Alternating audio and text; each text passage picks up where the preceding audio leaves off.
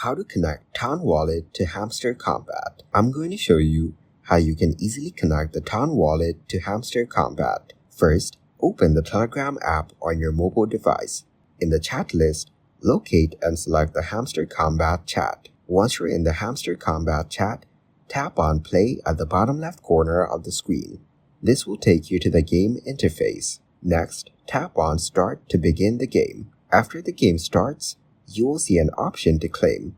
Tap on it to proceed. Then select AirDrop to access the wallet connection options. Here, tap on Connect your Town Wallet. You will be prompted to confirm. So tap Connect your Town Wallet again.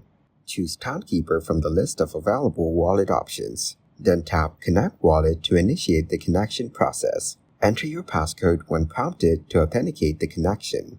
Once you've successfully entered the passcode, your Town Wallet will be connected to Hamster Kombat, allowing you to manage transactions and interact with the game using your wallet.